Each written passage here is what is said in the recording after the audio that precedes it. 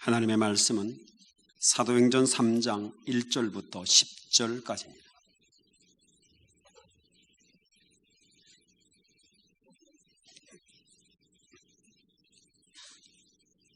사도행전 3장 1절부터 10절 말씀 받들어 봉독해 드리겠습니다. 제9시 기도 시간에 베드로와 요한이 성전에 올라갈새 나면서 못 걷게 된 이를 사람들이 메고 오니 이는 성전에 들어가는 사람들에게 구걸하기 위하여 날마다 미문이라는 성전문에 두는 자라. 그가 베드로와 요한이 성전에 들어가라 함을 보고 구걸하거늘 베드로가 요한과 더불어 주목하여 이르되 우리를 보라 하니 그가 그들에게서 무엇을 얻을까 하여 바라보거늘 베드로가 이르되 은과금은 내게 없거니와 내게 있는 이것을 내게 주노니 나사렛 예수 그리스도 이름으로 일어나 걸으라 하고 오른손을 잡아 일으키니 발과 발목이 곧 힘을 얻고 뛰어서서 걸으며 그들과 함께 성전으로 들어가면서 걷기도 하고 뛰기도 하며 하나님을 찬송하니 모든 백성이 그 걷는 것과 하나님을 찬송함을 보고 그가 본래 성전 미문에 앉아 구걸하던 사람인 줄 알고 그에게 일어난 일로 인하여 심히 놀랍게 여기며 놀라니라. 아멘. 오늘도 삶이 기적이 되고 오늘 예배를 통하여 우리 삶을 바꿀 만한 그 힘과 능력이 여러분에게 주어질 수 있기를 바랍니다. 우리는 오늘 주님과의 만남을 통해서 새로운 삶의 변화를 가져오고 결단함으로 인하여 하나님께 한 걸음 더 나아가고 그리고 이 세상에 우리를 보내신 하나님의 귀한 목적을 이루어 드릴 수 있는 그런 출발점이 될 수 있기를 바랍니다.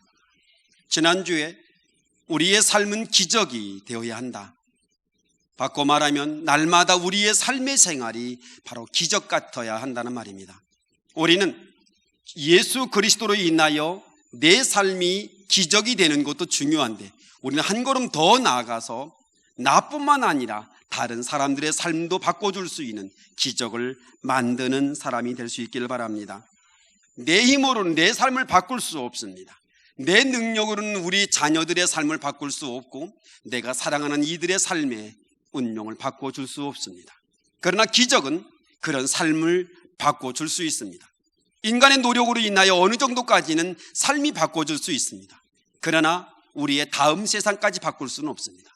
우리의 후대에 오는 그 세상까지도 바꿀 수 없습니다. 그러나 예수 그리스도를 통하여 우리가 운명을 바꿀 힘을 가지면 오늘의 삶과 내일의 삶과 다음 세상과 다시 올 그 세상까지 우리는 바꿔낼 수 있습니다. 그러므로 오늘은 이 예배를 통하여 나의 삶을 바꾸고 또 다른 사람의 내 사랑하는 이들의 삶을 바꿔줄 수 있는 그런 힘들을 받아낼 수 있기를 바랍니다. 이렇게 바꾸는 사람, 다른 사람들에게 삶을 바꿀 만큼 영향력을 줄 수 있는 사람들을 위대한 사람들이라고 얘기합니다. 이런 우리는 성경에 보면 이 위대한 사람들에 대한 얘기가 성경에 기록되어 있고 있습니다. 그들은 특별한 재능을 가지거나 아니면 특별한 무슨 은사를 가짐으로 인하여 다른 사람들의 삶을 바꿀 만한 그런 위대한 삶을 살았던 것이 아니라 하나님과의 만남을 통하여 새로운 역사를 만들어 갔던 사람들의 얘기가 바로 성경에 기록되어 있습니다. 오늘 본문은 한 안진뱅이로부터 시작을 합니다. 이 사람이 주인공이에요. 이 사람은 늘 나면서부터 안진뱅이라 사람들이 메고 옵니다. 내 힘으로는 살지 못합니다. 다른 사람의 도움을 받아야만 합니다. 내 능력으로는 안 되는 거예요. 다른 사람의 손길이 아니고서는 그들의 삶을 잘 영위할 수 없습니다. 삶의 문제에 제약을 가지고 있습니다. 건강상의 문제가 있어요. 그리고 환경상의 문제를 가지고 있습니다. 그리고 그의 자리는 성전 미문이에요. 늘 하나님 앞에 나와 있는 자리가 아니라 하나님과 가까이 있기는 한데 하나님의 기뻐하는 자리는 아닙니다. 성전 미문에 앉아 있고 그는 어디를 바라보고 있어요? 그는 세상을 바라보고 있습니다. 성전에 들어오는 사람들을 바라보고 오늘은 내가 어떤 사람을 만나서 내가 도움을 받을 것인가에 생각하고 있습니다. 늘 우리는 도움을 받으며 사는 사람인데 우리는 하나님을 바라보고 이 안진뱅이는 세상을 바라보고 있습니다. 성전에 들어오고 있는 사람들을 향하여 앉아 있어 그의 마음의 기도가 뭘까요? 오늘은 하나님이 내게 좋은 사람 만나게 하셔서 조금 더 풍성한 도움을 받을 수 있었으면 좋겠다. 라고 하는 게 그의 기도 제목일 겁니다. 우리는 성전을 바라봄이 아니라 성전에 들어오는 사람들을 바라보고 하나님께 도움을 받는 것이 아니라 사람들에게 도움을 받으려고 그곳에 앉아 있습니다. 아무것도 할 수 없어요. 늘 자신의 삶을 원망하고 불평하고 자기를 이렇게 낳아준 부모를 원망할 수밖에 없는, 그리고 이렇게 살 수밖에 없는 자신의 삶을 원망할 수밖에 없는 그런 절망적인 삶, 희망을 잃어버린 삶일 수도 있습니다. 이런 사람에게 기적이 필요합니다. 그에게 기적은 단지 돈이 많은 사람이 그에게 돈을 베풀어주는 기적이 아닌 그의 삶 자체를 바꿔줄 수 있는 기적이어야 합니다. 우리는 그냥 내 생활이 조금 좋아진, 내 생활에 조금 도움을 받는 그런 기적이 아닌 나의 삶을 전체를 바꿔낼 수 있는 기적이 있어야 합니다. 그리스도 예수 안에 있으면 새로운 피조물이라 이전 것은 지나갔으니 보라 새 것이 되었다, 새 사람이 되었다고 얘기를 합니다. 우리의 주님 은혜 가운데 우리는 이렇게 모든 사람들 속에 기적이 필요하고 이 기적을 통하여 우리의 삶을 새롭고 은혜롭고 그리고 명예로운 삶이 되고자 합니다. 우리의 삶의 모습이 뭘까요? 우리는 뭘 추구하는 걸까요? 다른 사람보다 돈이 많은 것보다 우리는 이 세상에 사는 동안 하나님이 우리에게 주신 보시기에 심히 좋았다는 말처럼 행복한 삶이 되기를 원하고 우리의 삶이 내게나 다른 사람에게 자랑스러운 삶이 되었으면 좋겠고 그리고 날마다 우리의 삶이 명예로운 삶이 되길 바랍니다. 그러기 위해서는 나의 지금의 삶을 명예로운 삶으로, 자랑스러운 삶으로, 그리고 다른 사람들에게 거룩한 영향력을 나눠줄 수 있는 사람으로 바꿔지기를 소망합니다. 그래서 그 바꿀 수 있는 힘이 필요합니다. 기적이 필요하다는 겁니다. 나의 삶을 바꿀 만한 그 힘이 내 속에 들어와야 합니다. 나의 삶을 새롭게 만들고 새로운 인생길을 걷게 할 수 있는 그 힘이 내 속에 들어와야만 합니다. 우리가 교회 나오는 이유가 무엇입니까? 늘 강조하여 드리는 말씀입니다. 우리가 교회를 나와서 주님을 만나는 가장 중요한 이유는 바로 내 삶을 바꾸려고 그러는 겁니다. 우리는 단순히 내 생각을 바꾸고 그냥 마음이나 넉넉해지고 주님으로 인하여 내 삶이 조금 더 풍요로운 삶을 원하는 것이 아니라 주님으로 인하여 내 삶 전체를 바꿔보겠다는 겁니다. 지금의 삶이 아닌 조금 더 나은 삶으로, 거룩하고 명예로운 삶으로, 자랑스러운 삶으로, 그리고 후손에게 그런 삶을 물려주려고 우리는 교회를 나와 있는 겁니다. 이렇게 안전뱅이에게 베드로와 요한이 지나가다가 성전에 들어가다가 그를 만나서 그를 회복시키는 사건이 오늘의 말씀입니다. 오늘은 베드로와 요한을 통하여 어떻게 그는 다른 사람의 운명을 바꿔줄 수 있는 그런 기적의 사람이 되었을까? 어떻게 그는 우리와 뭐가 다른가? 베드로와 요한은 성경에 기록된 대로 그는 다른 사람의 운명을 바꾸고 삶을 바꿔줄 만한 능력이 그들에게 있었습니다. 그렇다면 그건 베드로의 삶이고 그건 요한의 삶이다라고 그냥 치부를 해버리고 나면 그건 정말 베드로의 얘기일 뿐입니다. 주님은 성경에 기록한 얘기는 너도 그렇게 할 수 있다는 얘기입니다. 우리에게도 너도 베드로처럼 요한처럼 다른 사람의 운명을, 다른 사람의 삶을 새로운 삶으로 바꿔줄 수 있다고 거기에 기록해 놓고 있는 겁니다. 그러면 이제 오늘 베드로와 요한의 삶을 통하여 지금의 사건을 통하여 우리와 뭐가 다르고 도대체 그는 어떤 모습 속에서 기적을 베풀 수 있었을까? 어떻게 기적을 만드는 사람이 될 수 있었을까 하는 겁니다. 첫 번째, 우리가 이 베드로와 요한이 기적을 만드는 사람이 되는 기본 조건이 있어야 합니다. 그것은 이 두 사람은 예수 그리스도에게 부름을 받은 사람입니다. 날마다 예수 그리스도와 함께 있었던 사람입니다. 그리고 예수 그리스도의 부활을 증거하며 부활을 경험했던 사람이에요. 오순절 마가의 다락방에 성령의 은혜를 받고 그는 예수의 능력을 전하고 그리고 새로운 인생길을 걸었던 사람이 이 두 사람입니다. 그리고 예수 그리스도의 이름을 가지고 그의 능력을 부여받은 사람이 바로 이들입니다. 그리고 복음의 증거자로 사도로 부름받은 사람입니다. 굉장하죠? 스펙이 대단합니다. 그러면 우리는 어떻습니까? 우리는 도대체 이 베드로와 요한과 우리는 어떤 차이가 있을까요? 우리도 똑같이 예수 그리스도에게 부름을 받은 사람입니다. 내가 이곳에 온 것이 아니라 주님이 이곳에 우리를 인도하지 않으면 우리는 결단코 여기 올 수 없습니다. 오늘 이 자리에 여러분이 앉으신 것도 마찬가지입니다. 주님이 여러분들을 이곳에 초청하셔서 여러분이 이곳에 온 것이에요. 그러므로 우리는 부르심에 그렇게 온 거라고요. 에베소서에 보면 만세 전에 우리를 택정하사 우리를 선택했다고 말합니다. 주님께서 우리를 만세 전에 우리를 아시고 복중에 우리를 아시고 우리를 예정하사 오늘 이 자리에 오게 하신 겁니다. 우리를 부르신 겁니다. 날마다 예수 그리스도와 함께 머물러 있습니다. 주님이 내 안에 머물러 있습니다. 우리는 주님과 떨어져 있다가 오늘 만나러 온 것이 아니라 우리의 삶 속에 날마다 우리는 주님과 함께 있었습니다.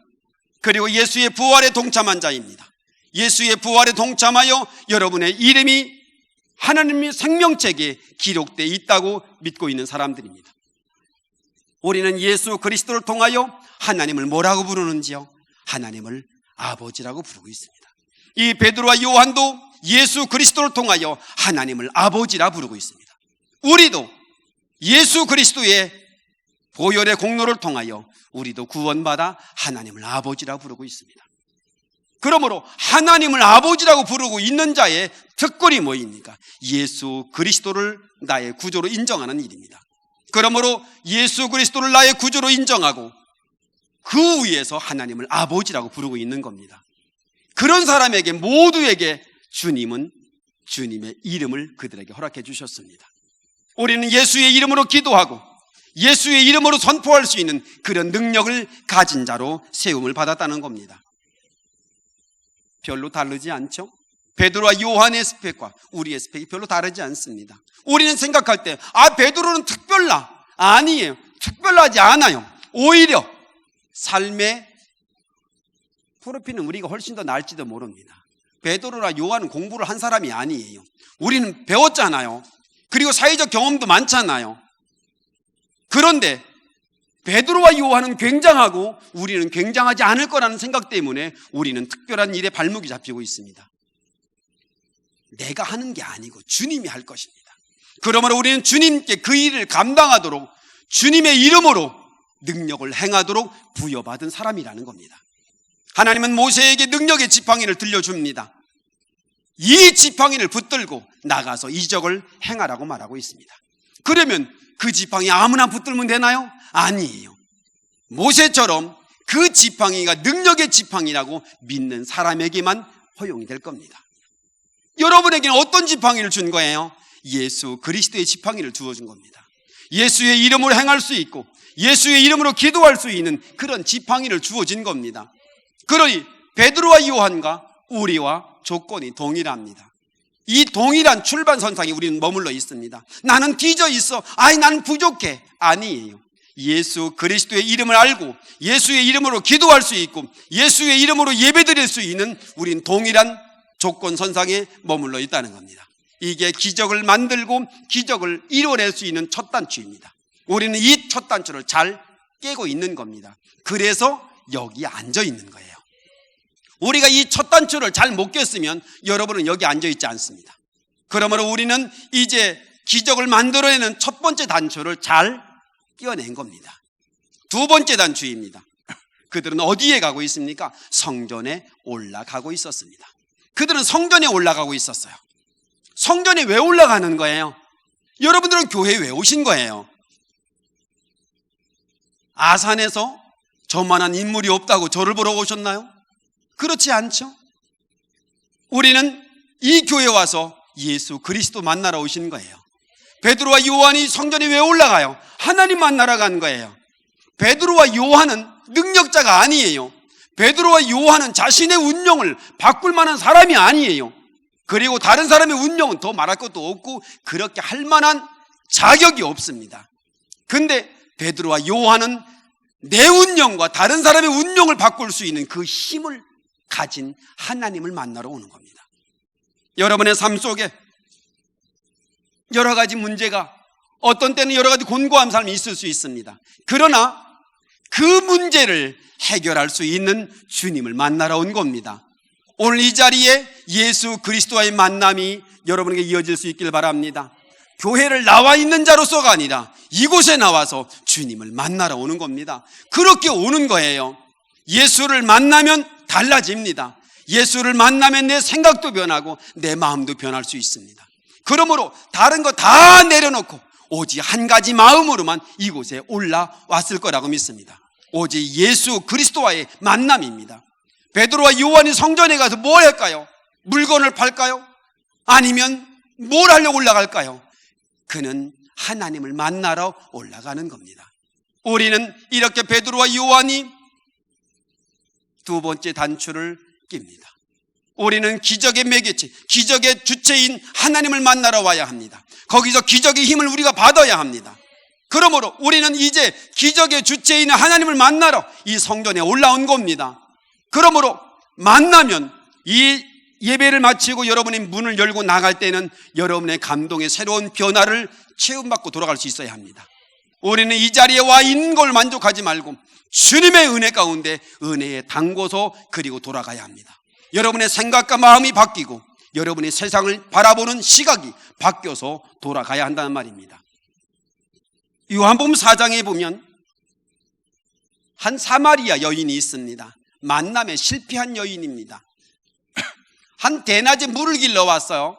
우리나라는 대낮에 물을 길러 오지만 이 중동은 그렇지 못합니다. 날씨가 너무 뜨거워서 새벽 아침녘이나 저녁녘에 물을 기르러 다니는데 이 여인만은 대낮에 물을 기르러 왔어요. 근데 이 여인의 모습을 보니까 남편을 5명씩이나 바꿨어요.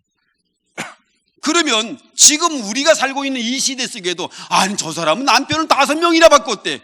그러면 와 감동이다 그럽니까? 아이 참 삶이 기구했겠다. 참 삶이 힘들었겠다 라고 생각을 합니다. 한 번이나 뭐 그 정도는 있을 수 있겠습니다. 살면서 힘들고 어려워서 우리가 그럴 수는 있겠어요. 한 번쯤은 바꿀 수 있겠는데 5명씩이나 하잖아요. 그리고 지금 또 살고 있는데 이 사람 만나면 괜찮을까? 처음 만남에 실패를 합니다. 두 번째 만남도 실패하고 세 번째 만남도 실패하고 네 번째 만남도 실패합니다. 사람이 만날수록 두렵고 떨림이 있습니다. 어떨까? 이번 만나는 사람은 괜찮을까? 그러고 바꾼 것이 벌써 5번째를 바꾸고 있어요. 그래도 이 여인의 마음속에 만족감이 없어요. 늘 만남에 실패한 여인입니다. 속상하죠. 인생을 실패 속에 살아갈 수밖에 없는 여인입니다. 내놓을 게 없어요. 사람 만나는 게 두렵고 사람 만나는 게 불안합니다. 사람 만나는 게 어렵습니다. 그러니 사람이 움직이지 않는 대낮에 물을 기르러 오는 겁니다. 외로운 여인입니다. 힘든 여인이에요. 절망적인 여인이에요. 정말 앞으로 어떻게 살아야 될 것인지도 잘 모르고 그러면 사람의 눈을 피하고 그렇게 전전긍긍 살아가는 이 여인이 주님을 만납니다. 주님을 만남으로 그 여인의 삶이 달라집니다. 주님으로 인하여 굉장한 걸 받았던 것도 아닙니다. 주님을 만남으로 그의 생각이 바뀌고 그의 삶의 방향이 바뀌기 시작합니다. 그는 마을에 내려가서 내가 메시아를 만났다고 얘기합니다. 사람과 사람이 통로가 열립니다. 물질의 통로가 열립니다. 주님을 만난 이후에 그는 사람을 두려워하지 않아도 됩니다. 사람과 만나지죠. 이제 그는 다른 사람과 똑같이 아침녘에 물을 길러 우물에 나올 수 있습니다. 그는 외롭고 힘들게 그리고 남의 눈치 보며 한낮에 물을 기르러 오지 않아도 괜찮은 겁니다. 주님을 만나면 이렇게 달라집니다. 우리는 베드로와 요한이 바로 이렇게 나의 삶을 바꿔줄 수 있는 나의 삶을 새롭게 할 수 있는 주님을 만나러 오는 겁니다. 마음을 열고 그래서 여러분도 이곳에 오는 겁니다. 이곳에 오면 달라집니다. 이곳에 오면 변합니다. 이곳에 오면 새로워집니다. 어떻게 알아요? 어떻게 우리가 주님 만난 걸 알까요? 주님을 만남이란 말이 맛이 난다는 말이라고 말씀을 드렸습니다. 맛이 나는 거다. 주님 만난 맛이 나야 합니다. 오늘 이 시간도 주님 만날 때 집중하여 주님을 만나야 합니다. 마음을 열고 주님을 만나야 합니다. 우리가 아멘하며 주님을 만나야 합니다. 가만히 있으면 여러분 선보러 가서 가만히 있으면 어떻게 잘 돼요? 안 돼요. 뭔가 얘기를 해요. 취미생활은 어떠시고 뭘 좋아하시는지 음식은 뭘 좋아하는지 얘기를 자꾸 해야죠. 근데 선보러 나와서 눈 감고 있고 아무 말도 안 하고 그럼 바로 퇴짜예요. 바로 잘린다고요. 여러분 어때요? 주님과 만나러 오셔서 오실 때는 멀쩡히 왔다가 오고 나면 눈을 감으면 어때요? 그리고 아무 말도 안 해요. 화난 사람처럼. 얼굴을 보면 행복한 얼굴이 아니고 뭔가 심통난 얼굴처럼 앉아 있어요. 그럼 주님이 너 나 만나러 온 거냐? 라고 한다고요. 여러분, 우리가 맞장구를 쳐야 은혜가 돼요. 우리가 하나님의 말씀에 아멘하기 바랍니다. 그렇게 만나는 거예요. 그렇게 이곳에 와서 와 있다고 주님을 만나는 게 아니에요. 성경에 보면 예수님은 계속 진행을 하는데 수많은 사람이 예수님 주변에 있었어요. 근데 성경에 보면 은혜 받은 자가 따로 있고 그들의 삶을 바꾼 사람이 따로 있고 능력을 받은 사람이 따로 있었단 말입니다. 그러면 우리는 어떤 사람이 되어야 해요? 당연히 주님 만나 나의 삶을 변화시킬 수 있는 사람이 되어야 합니다. 그것 때문에 온 거예요. 우리는 이곳에 와 있는 것만으로 만족하는 사람이 아니라 식당에 왜 들어가요? 식당에 가면 음식을 먹고 오는 거예요. 그냥 식당에 의자에 앉았다가 가는 것만으로 배가 부르지 않는다고요. 병원에 가서 그냥 앞에 의자에 앉았다가 나오는 것만으로 병이 고쳐지지 않는다고요. 만나야죠. 식당 주인 만나서 음식 받아내야 하고 의사 만나서 처방전 받아내야 하고 이곳에 오면 주님 만나고 가야죠. 그러므로 주님 만나는데 집중하여 그 일을 하시기 바랍니다. 바로 그것 때문에 이제 베드로와 요한은 하나님 만나러 성전에 가는 거예요. 이것이 두 번째 단추입니다. 두 번째 단추까지는 잘 깨셨죠. 우리는 이제 첫 번째 단추도 깨셨고 두 번째 단추도 잘 한 거예요. 그 다음에 세 번째 단추를 깨야죠. 세 번째 단추는 뭐예요? 그들이 뭐 하러 올라갔어요? 기도하러 올라갔다고 합니다. 기도한다는 거, 기도한다는 게 뭐예요? 만난다는 거예요. 주님을 만나는 거예요. 주님과 개인적인 만남이 있어야 해요. 성령의 은혜가 내게 임하여야 하고 말씀을 듣는 중에 예배 중에 내 심령에 두근거림이 있어야 해요. 사랑하는 사람을 만나면 가슴이 두근거림처럼 내 마음이 편안함처럼 내가 행복함처럼 내 속에 들어와 나를 지배하시는 은혜를 경험할 수 있어야 해요. 올해 교회를 처음 오신 분들한테 제가 묻습니다. 어때요? 예배 드리니까 괜찮아요? 라고 물어봅니다. 여러분은 어때요? 마음 편안하시죠? 주님이 내 마음속에 그리스도의 평강이 너희를 주장하게 하라. 그리스도의 평강이 주님과 내가 소통이 되어야 해요. 소통이 되려면 주님과 내가 똑바로 마주보고 그분을 1대1로 만나야 된다고요. 그 행위가 바로 기도의 행위입니다. 내가 무엇을 구하고 이런 것만이 아니고 그 기도를 통하여 하나님과 내가 하나가 됩니다. 그분이 누군지를 발견하게 되고 그분의 마음이 내 마음에 들어옵니다. 소통이 열려야 은혜가 들어오죠. 아무리 저수지에 물이 많아도 우리의 논까지 물을 끌고 올 수 있는 통로가 없으면 그건 아무 의미가 없어요. 전선주에 아무리 전기를 많이 끌고 있어도 우리 교회로 전기가 끌어 들어오지 못하면 불을 켤 수 없다고요. 여러분, 주님과의 만남에 우리가 날마다 기도하는 일, 날마다 주님을 바라보는 일로, 날마다 주님을 사모하는 일에 여러분 집중할 수 있기를 바랍니다. 기도하는 사람이어야 합니다. 날마다 주님 앞에 여러분의 마음을 내어놓고 여러분의 마음을 내어놓아 기도하고 고백하는 여러분이 될 수 있기를 바랍니다.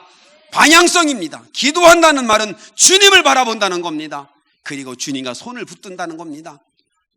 소경 바디메오처럼 다윗의 자손이여 나를 불쌍히 여겨달라고 말했던 것처럼 그분을 향하여 여러분의 마음을 내어놓는 일입니다. 여러분의 생각과 여러분의 삶과 여러분의 계획을 주님 손에 올려놓는 행위가 바로 기도하는 겁니다. 오늘 이 시간에 주님 만났습니다. 내가 너에게 무엇을 해주길 원하느냐고 말할 때 주님의 손에 여러분의 소원을 올려놓으세요. 여러분의 기도 제목 올려놓으세요. 여러분의 문제를, 여러분의 삶을 그분의 손에 올려놓을 수 있길 바랍니다. 오늘 이 자리에 앉아서 그냥 가면 안 되잖아요. 그냥 가면 안 되잖아요. 뭔가 받아가야죠. 여러분을 그냥 불렀을까요?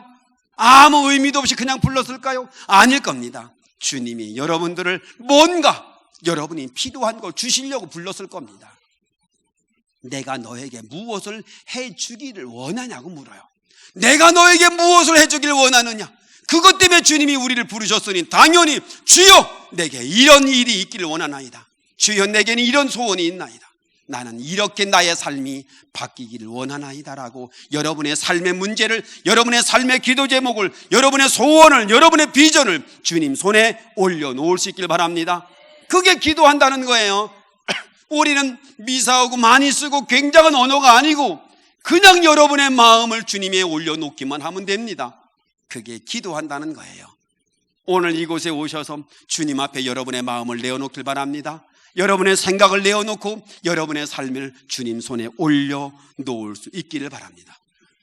그러면 통로가 열리는 거예요. 하나님과 내가 통로가 열립니다. 자, 그러면 그 능력을 내가 받았습니다. 능력을 받아요. 그 다음에 어떻게 해요? 베드로와 요한은 함께 합니다. 동역자가 있어야 합니다. 우리가 하나님 주님과 손을 잡았다면 이제는 한 손은 누구와 손을 잡아야 합니까? 나의 삶의 신앙의 동역자와 손을 잡아야 합니다. 이렇게만 잡으면 안 돼요. 나 홀로 신앙 안 됩니다. 나는 나 혼자 믿으면 돼. 나 혼자만 믿어도 돼. 바람처럼 왔다가 바람처럼 사라지는 신앙이 안 됩니다. 우리는 하나님과 손을 잡았으면 당연히 하나는 이웃과 손을 잡아야 합니다. 형제와 손을 잡아야 하고 함께 신앙생활을 해야 해요. 그래야 십자가가 되는 거예요.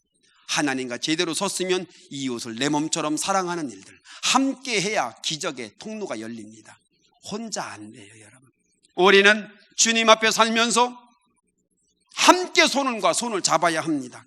우리는 거룩한 은혜 가운데 두세 사람이 믿는 곳에 나도 너희 중에 있겠다라고 주님은 약속하고 있습니다. 하나님 나라 공동체는 혼자가 아닙니다. 하나님 나라는 함께하는 겁니다. 하나님이 이 세상에 주신 가장 작은 행복 공동체, 가족입니다. 그리고 이 세상에 주신 가장 적은 공동체, 교회입니다. 우리는 연합함입니다. 우리는 홀로가 아니에요. 우리는 홀로 신앙 아닙니다. 나 홀로 신앙 안 돼요. 나 홀로 신앙은 죽습니다. 여러분, 옛날에 조개타는 때잖아요. 저도 이제 초등학교를 다닐 때 그때 겨울에 그 조개탄을 뗐는데요. 여러분, 한 개가 불이 붙습니까? 한 개 불 안 붙어요. 한 개는 꺼져요. 두 개가 되고 세 개가 되고 네 개가 모여야 이게 불이 붙는다고요. 우리는 함께 모아야 해요. 함께 예배를 드리고 TV를 틀어놓고 유명한 목사님들의 설교를 들을 수 있습니다. 신앙 잘합니까? 아니에요.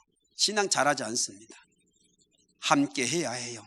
기도하는 자리에 함께 하고 헌신하는 자리에 함께 하고 손과 손을 붙들어 함께 일을 해야 해요.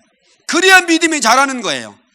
나 혼자 신앙, 저 산속에 가서 움막 짓고 있는 거 안 됩니다.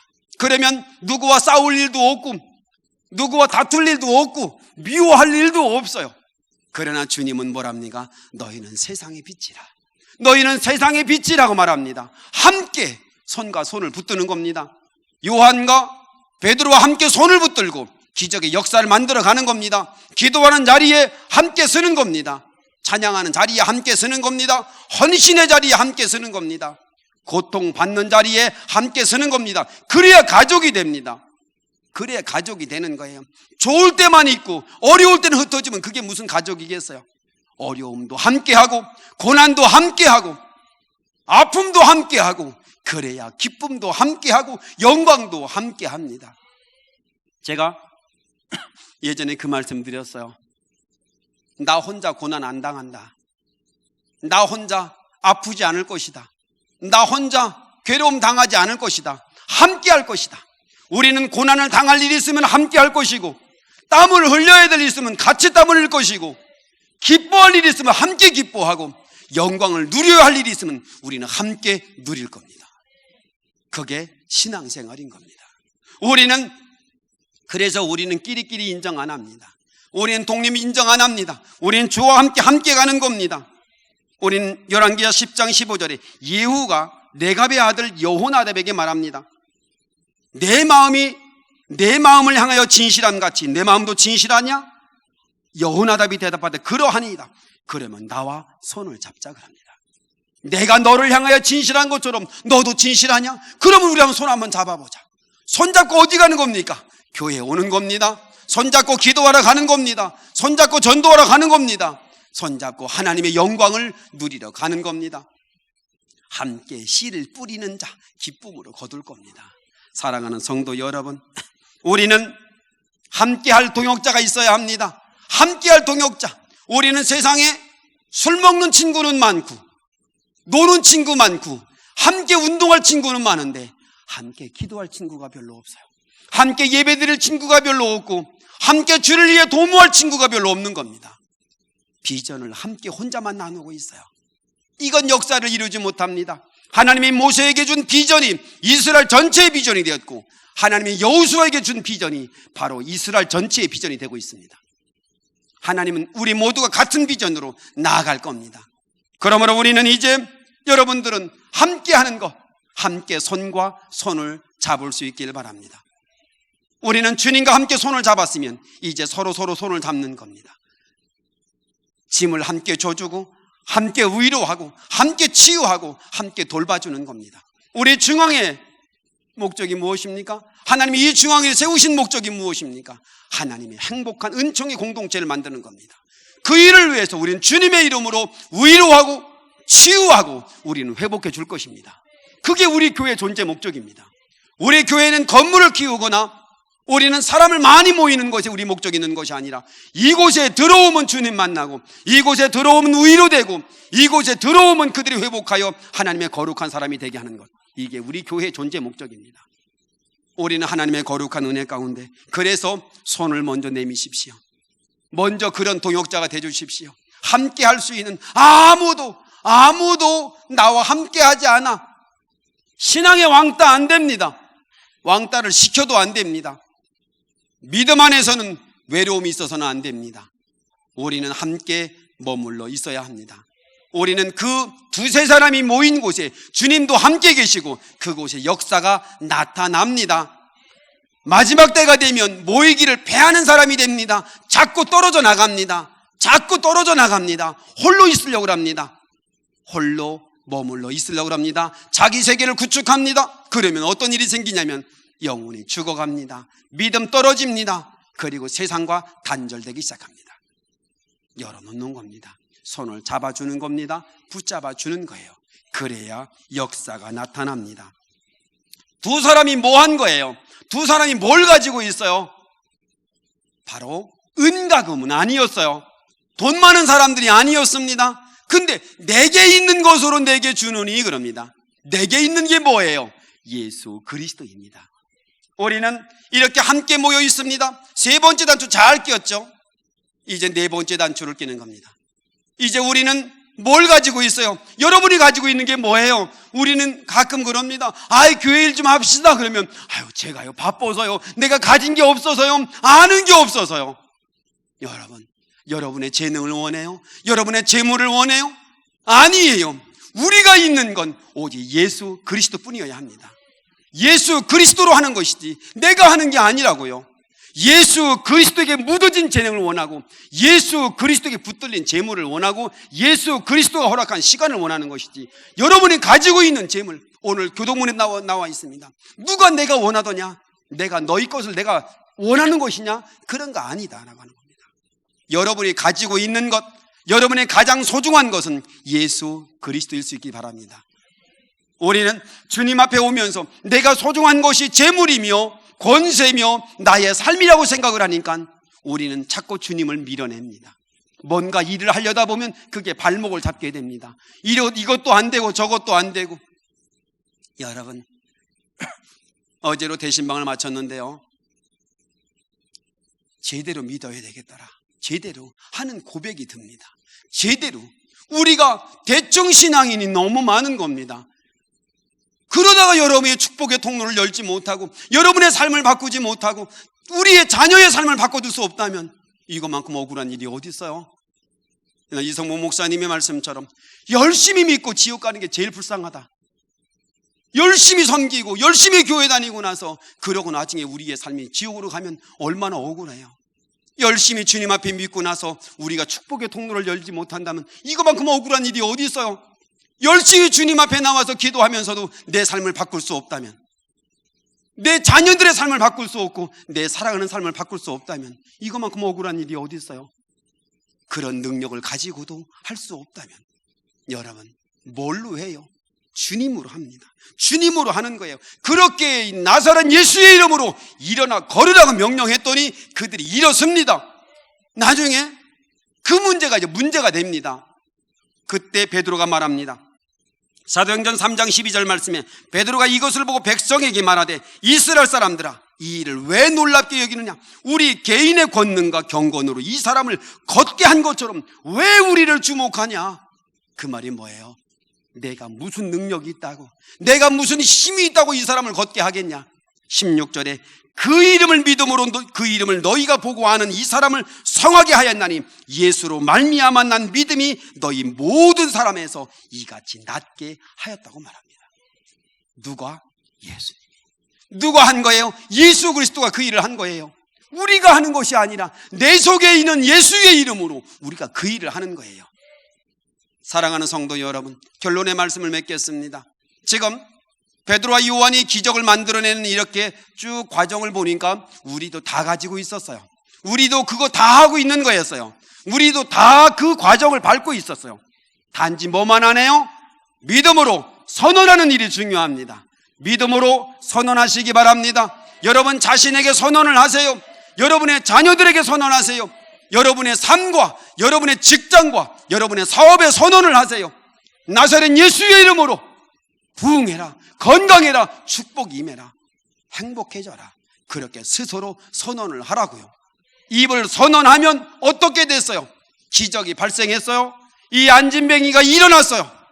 그리고 자신의 삶으로 움직일 수 있는 힘이 생긴 겁니다. 남의 도움을 받지 않아도 되는 겁니다. 세상을 바라보는 삶에서 주님을 바라봅니다. 그의 자리가 성소에 머물러 있습니다. 하나님을 찬양하는 삶으로 바뀝니다. 이거예요. 기적이 임했더니 삶의 방향이 바뀌고 삶의 모습이 바뀌고 그의 삶의 결론으로 하나님께 영광을 돌리고 그리고 많은 사람이 나를 보고 영광을 돌리는 내가 간증자가 된단 말입니다. 축복의 간증자, 은혜의 간증자가 되고 있더란 말입니다. 하나님의 거룩한 은혜로 정말 예수 그리스도의 은혜 안에 우리가 베드로와 요한의 모습을 보고 여러분의 삶 속에서도 새롭게 결단함으로 하나님께 나아갈 수 있는, 그래서 기적을 만들어내는, 기적을 이루어 나뿐만 아니라 내 사랑하는 삶의 영용을 그들의 삶을 바꿔 줄 수 있는 위대한 하나님의 거룩한 사람들 되기를 주님의 이름으로 축원합니다.